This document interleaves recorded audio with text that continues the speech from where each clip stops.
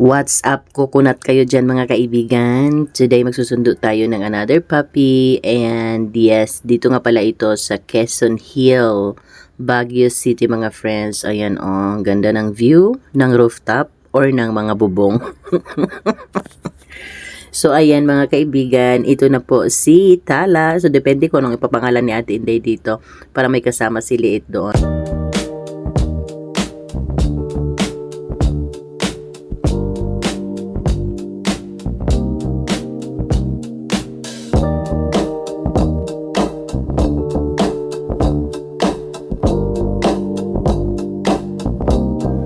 So for now mga friends, ipo-foster muna natin to ang si Tala dito sa bahay. Tapos sana this weekend kung off ko, pwede na natin siya ibaba sa Sapa Grande, Burgos, Pangasinan. Ganun. Sige, ayos na. Ayos ka na. Explore ka na dyan.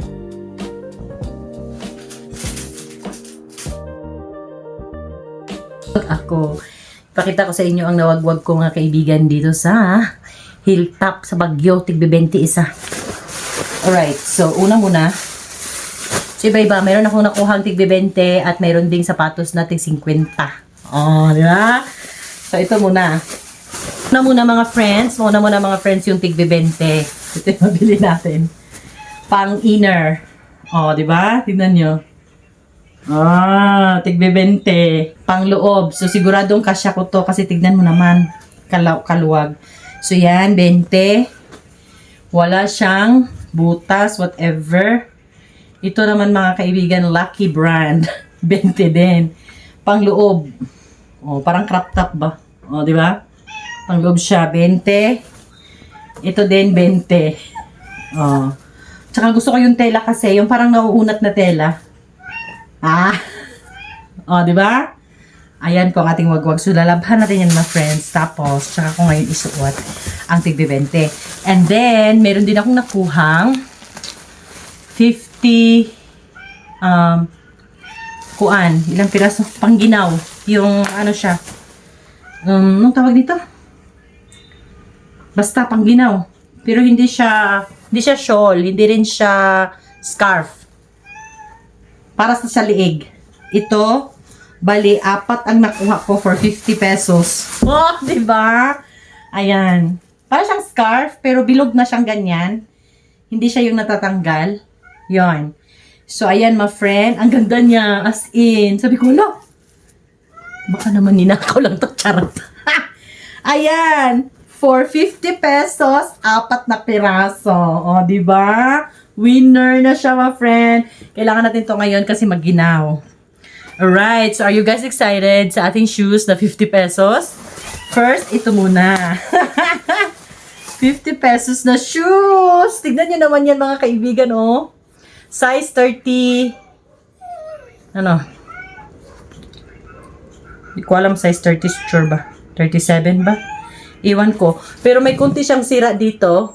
Yan lang yung kunting sira niya. Pero ang ganda niya. Kung mahilig ka sa ganitong klase, sapatos 50 pesos lang, diba? So, kung paayos, okay naman siya. Kung ipapaayos ko to, bet pa rin.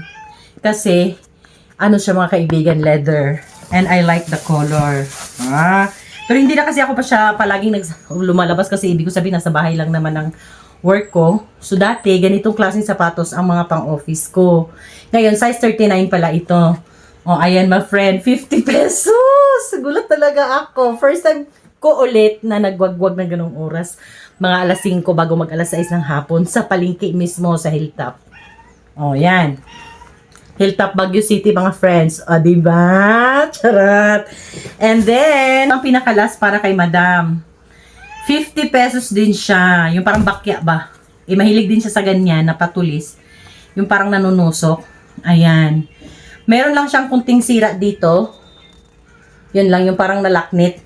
Pero, ang kanyang likuran, my friend, ayan, matibay, hindi masyadong gamit. And this is only for 50 pesos. Ha, diba? So, ayan, my friends, ang ating mga nawagwag. So, ang total nito, this is 50 plus 50, 50, 150 plus tig 220 na tatlo, that's 60, 210 pesos. O, di ba? Ang dami na nating nabili sa 210 pesos. May kasamang aso libre. Ayan mga friend. Tapos, itong sandal na to, this is Amy and Lee. Oh, tignan nyo naman yan mga kaibigan. Diba? Perfect siya sa pagsimba. Mga ano ba? Okay, occasion.